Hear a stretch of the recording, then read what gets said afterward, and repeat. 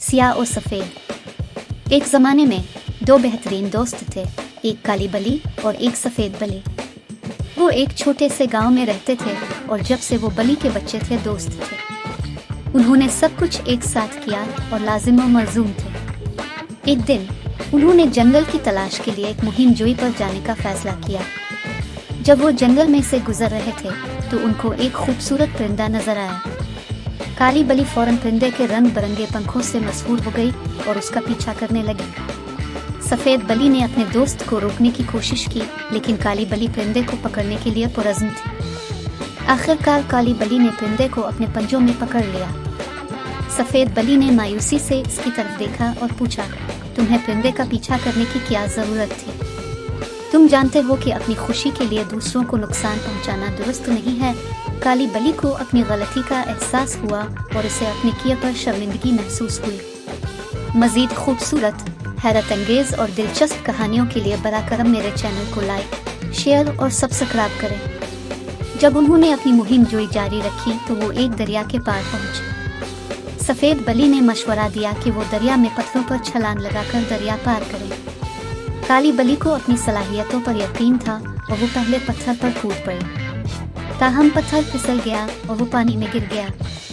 सफ़ेद बली अपने दोस्त को बचाने के लिए तेजी से अंदर कूद गए।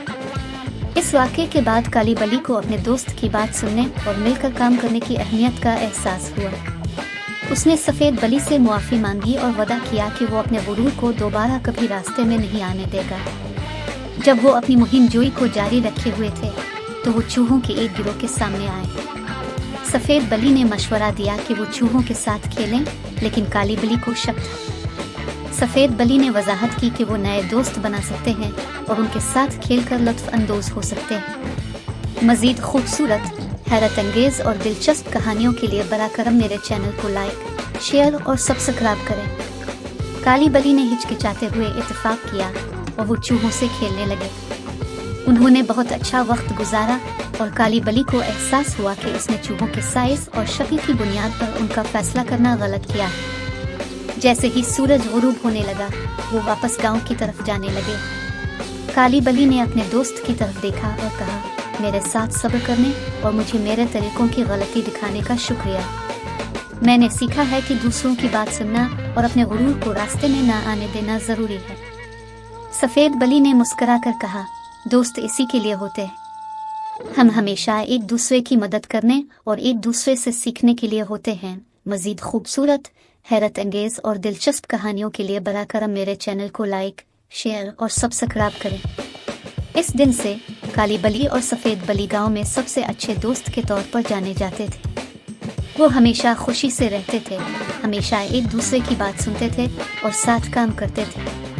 कहानी का अखलाकी सबक यह है कि मिलकर काम करना, दूसरों को सुनना और अपने फ़ख्र को अपने रिश्तों की राह में हायल ना होने देना ज़रूरी है। दोस्त हमारी मदद करने और बढ़ने में हमारी मदद करने के लिए मौजूद हैं और हमें हमेशा उनकी कदर करनी चाहिए।